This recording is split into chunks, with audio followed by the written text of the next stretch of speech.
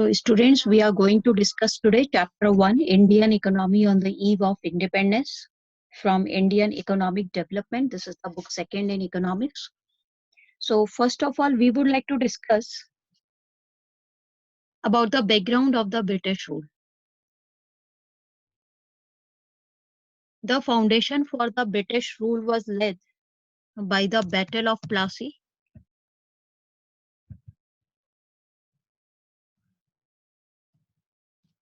By the Battle of Plassey. It was fought in 1757.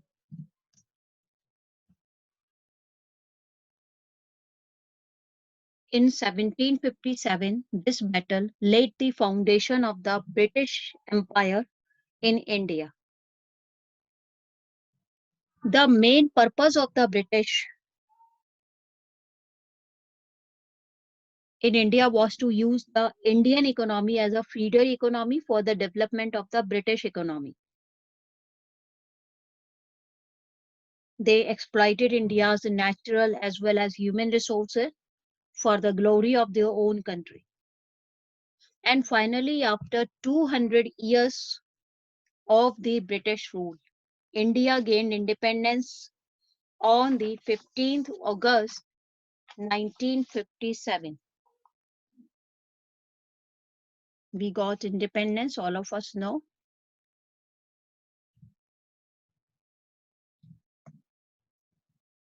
Independence on 15th August 1947.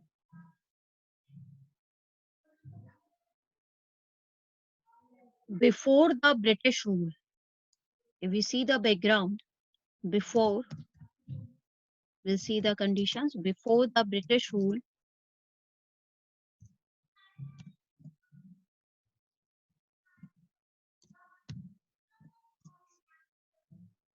India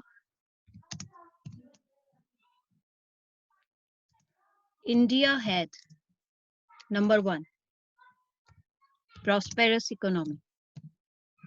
India was called the golden bird. Prosperous economy we had. Secondly, India's economy was agrarian.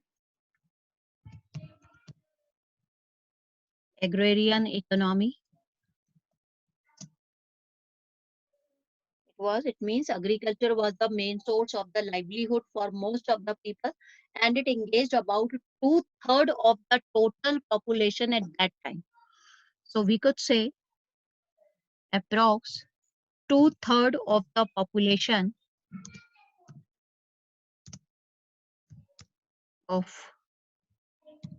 population engaged in agriculture only. All these were before the British rule in India. Third was, India was well known for the handicraft industries. Handicraft industries. We were well known for this.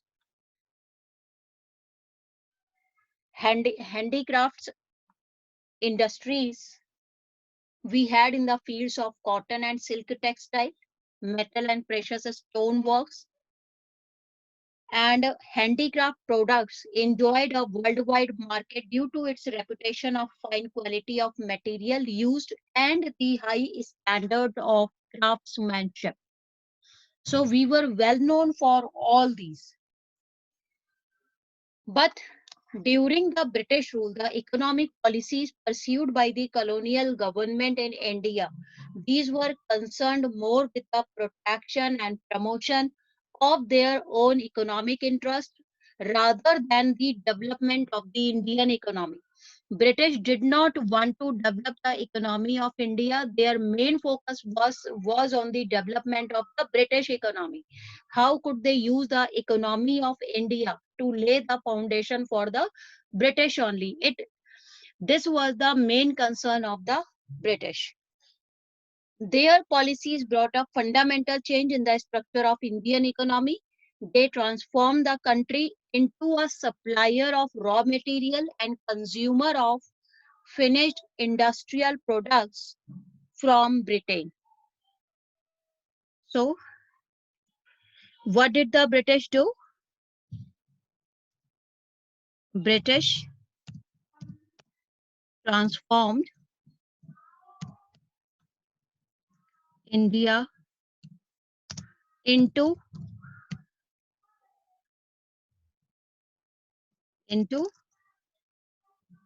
number one, supplier of raw material. Supplier of raw material. And secondly, consumer of the finished industrial products. Consumer of finished industrial products.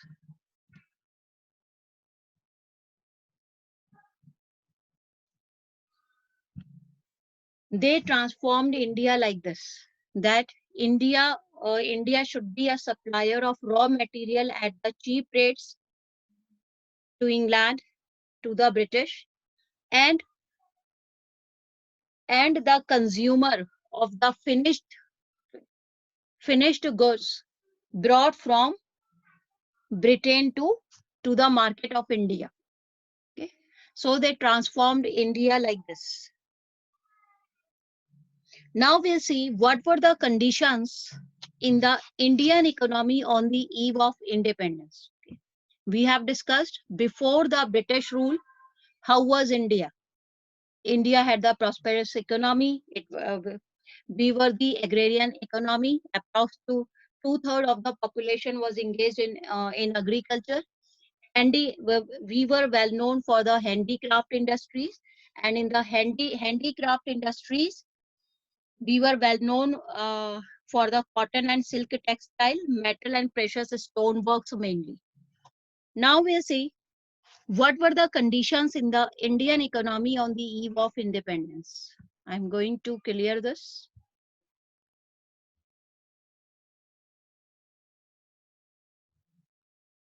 Conditions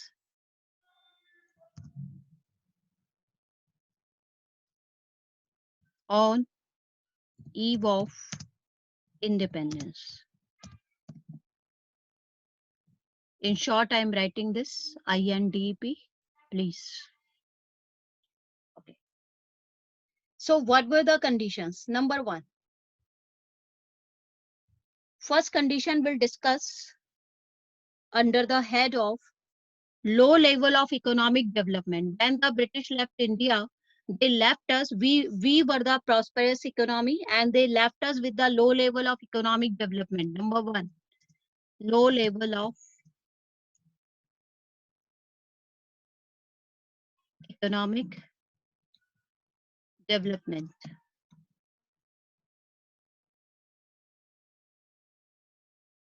How can we say? We have the proof for this. Number one, in this we can mention low level of economic development. Number one, the colonial government never made any sincere attempt to estimate India's national and per capita income.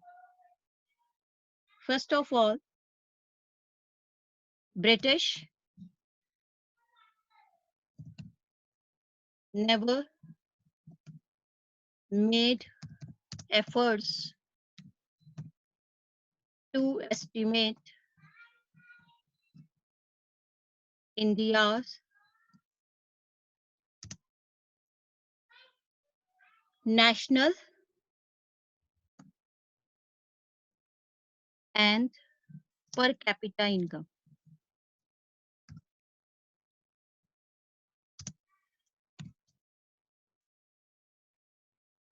British never made the efforts to find out these, because whenever we speak of the development, if we are sincere about the development of any country,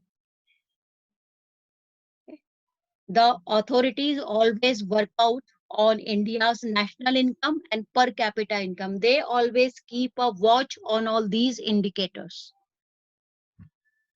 Okay. And some individual attempts were made only. British did not make any efforts. Hence, some some individuals made the efforts. Among the experts were Dadabhai Naroji, William Digby, Finlay Shiraz, V.K.R.V. Rao, Venk, and R.C. Desai. But all these estimates produce conflicting and inconsistent results. As per the estimates of V.K.R.V. Rao, we'll see some estimates here to prove this.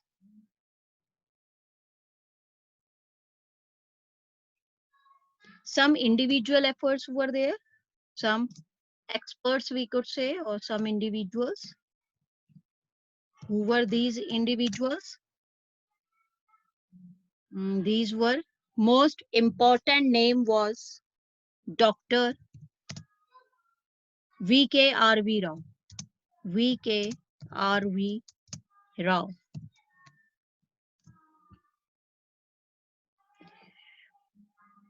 Okay. As per his estimates, we can give the names here. Dadabhai Naroji, William Digby, and R.C. Desai, Finlay Shiraz. All of them made the efforts. But as per the estimates of Dr. V.K.R.V. Rao, growth was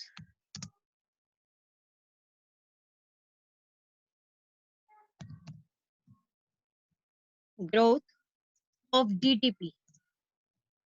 As per his estimates, growth of GDP was only 2%.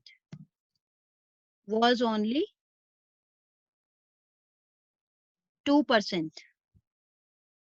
And the growth of per capita output, this was the growth of GDP on the eve of independence.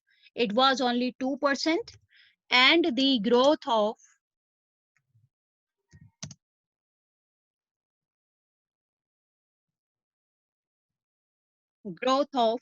per capita output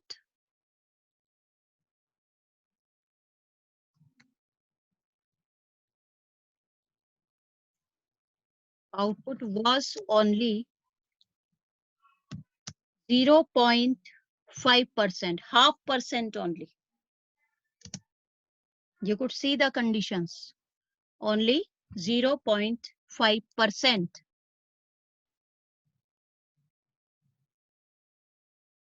Okay.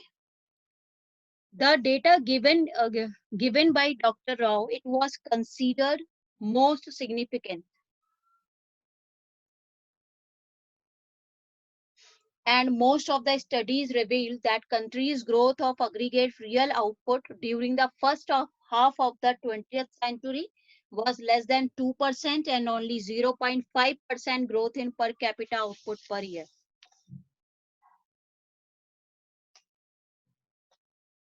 These were the economic conditions. We could see the low level of economic development after the British left India on the eve of independence, when we got independence. Second factor was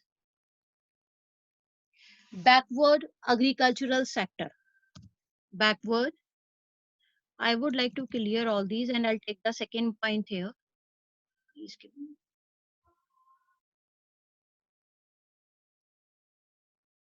Now we'll see second. First, we have discussed low level of economic development. Second, we are going to discuss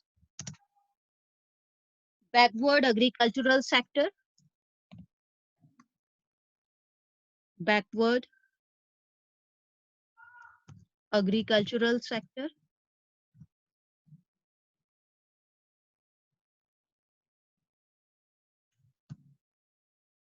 Now we'll see what were the reasons for the backwardness of the agricultural sector in India on the eve of independence. India's economy under the British colonial rule was overwhelmingly rural and agricultural in character. All of us know this. Nearly 85% of the country's population lived mostly in villages and derived livelihood directly or indirectly from agriculture only. Even with this large proportion of the population, 85% of the population was dependent on agriculture. It was the part of the agrarian economy. Despite this large proportion of population engaged in agriculture, the country was not self-sufficient in food and raw materials for the industries. So what were the reasons behind this backwardness of the agricultural sector on the eve of independence? First reason was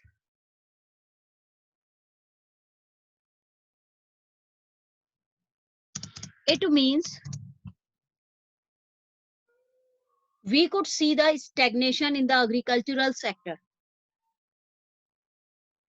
Agricultural sector was stagnant on the eve of independence.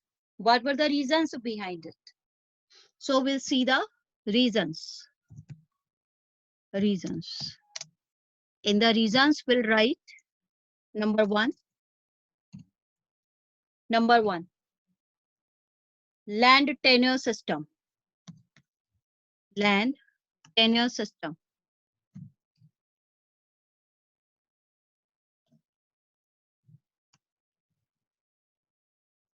Or we could say the land settlement system. In the land tenure system, three factors were important, which were introduced by the British. In this, we'll discuss. Number first, zamindari system was responsible. Zamindari system.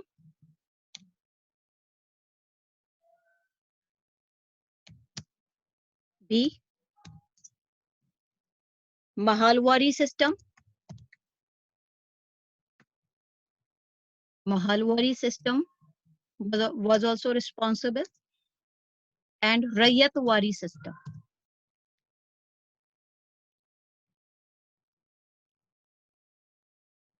Point C. Sorry, I just forgot.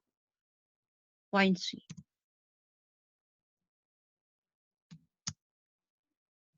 Rayatwari system. What were all these? The most important reason for the stagnation in agricultural sector was the introduction of the zamindari system introduced by the colonial government. What was this zamindari system?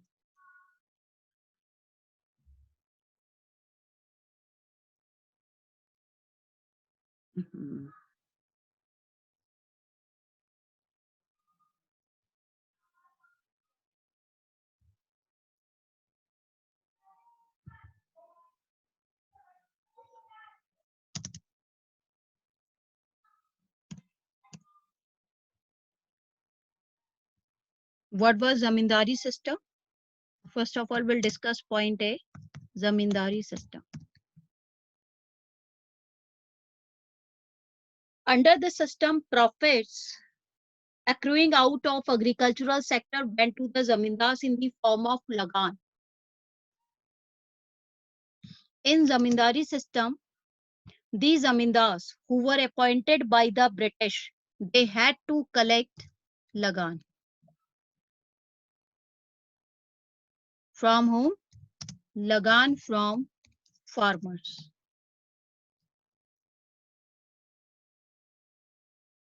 The main interest of the zamindars was only to collect lagan regardless of the economic conditions of the cultivators.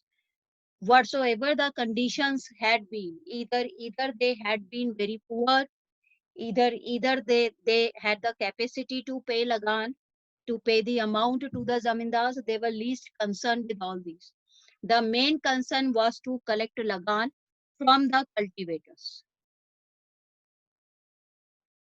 The dates for depositing specified sums of lagan to British government were also fixed.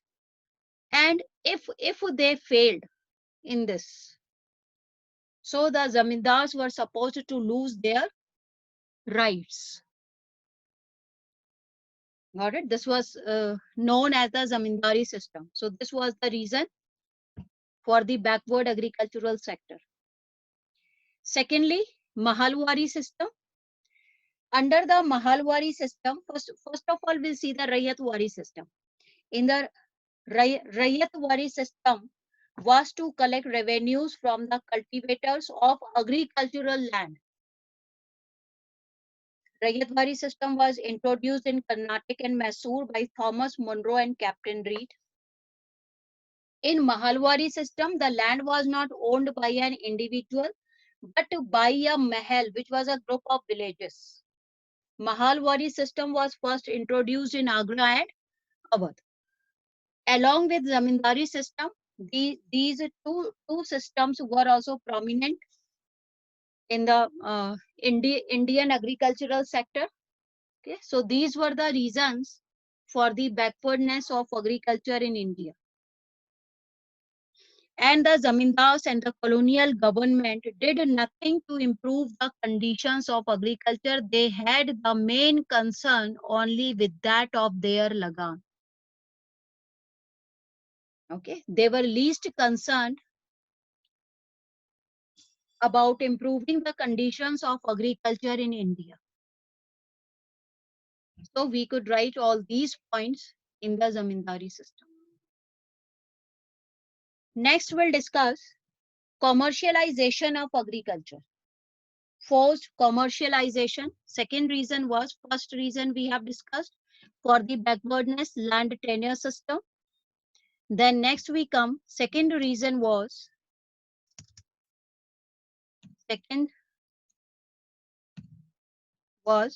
forced commercialization.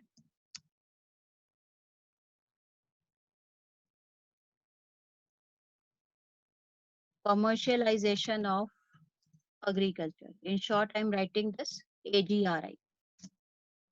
Post commercialization of agriculture, how was this responsible?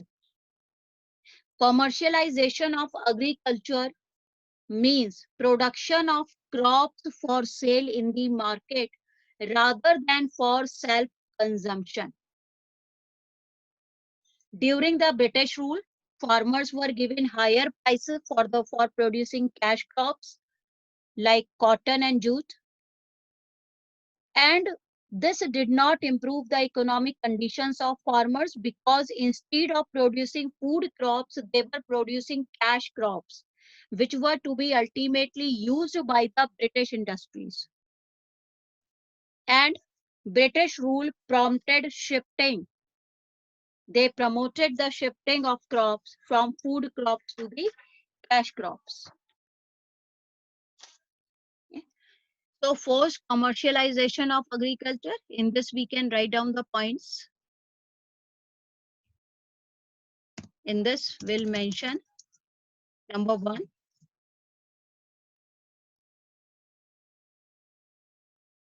Production for sale, mainly. Production for sale rather than self-consumption. Rather than self-consumption. We'll explain this point in this. Secondly, mainly cash crops were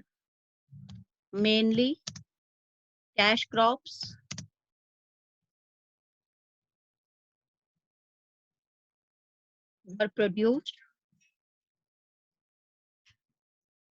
Cash crops, all of you know, like cotton, jute, rubber.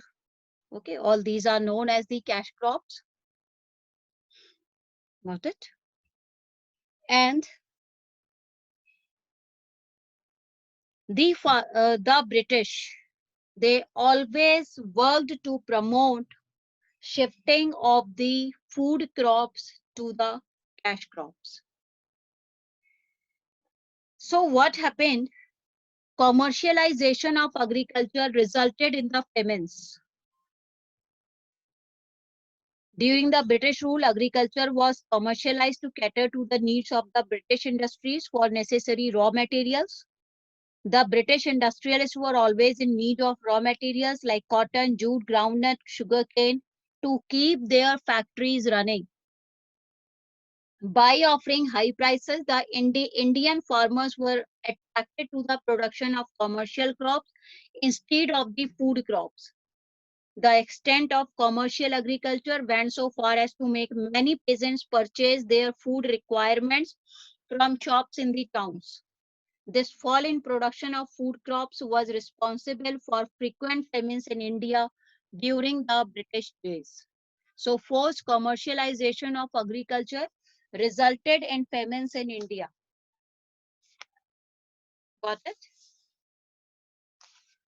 Now we come on the third reason for the backwardness of the agricultural sector. Third, we'll discuss in this. Third reason was low level of productivity. Low level of productivity.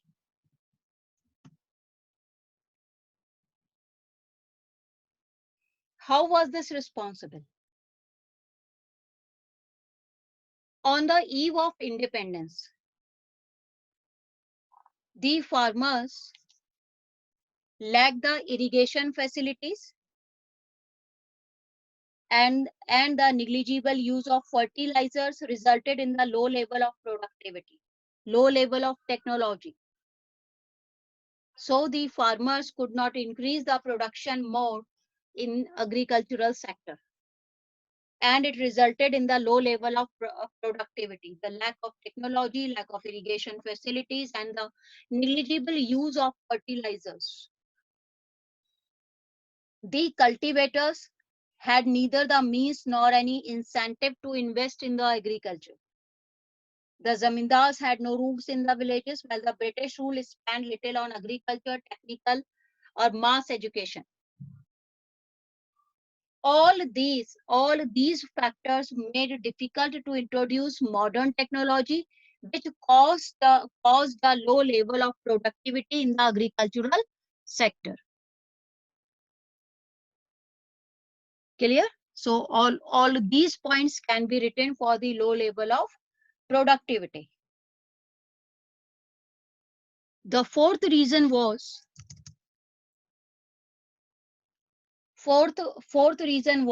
scarcity of investment.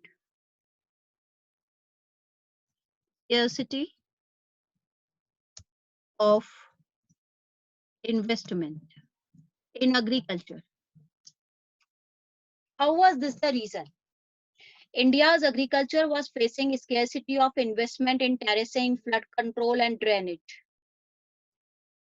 Although some farmers changed their cropping pattern from food crops to commercial crops, a large section of tenants, small farmers, neither had resources and technology nor had incentive to invest in agriculture.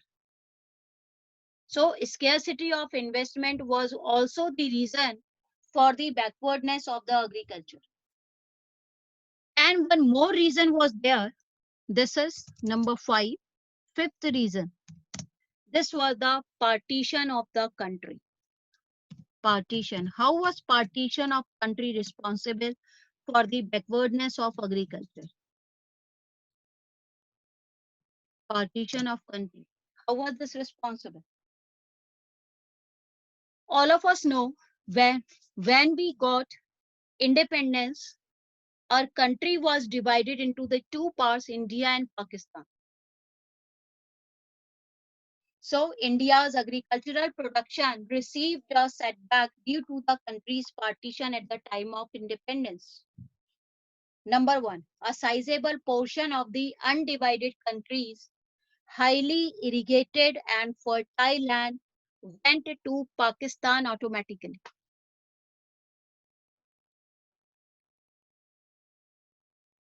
Most of the jute producing areas became part of East Pakistan, which is known as Bangladesh now. India's jute industry, which had enjoyed a world monopoly, suffered heavily for the lack of the raw material due to this reason. So the partition of the country was also another reason for the backwardness of the agricultural sector on the eve of independence. So we have discussed two conditions today. Number one, the conditions on the eve of independence. Number one, we discussed the low level of economic development. Second, we discussed the backward agricultural sector. We have discussed all the points. In this, we'll write number one, land settlement system or the land tenure system. In this, we'll explain Zamindari system, Mahalwari system, and Rayatwari system. Second was the forced commercialization of agriculture. Third, we could discuss about low level of productivity, scarcity of investment, and the partition of country. All of these were the reasons for the backwardness of agricultural sector on the eve of independence. Now, next we'll discuss industrial sector. The conditions of the industrial sector on the eve of independence.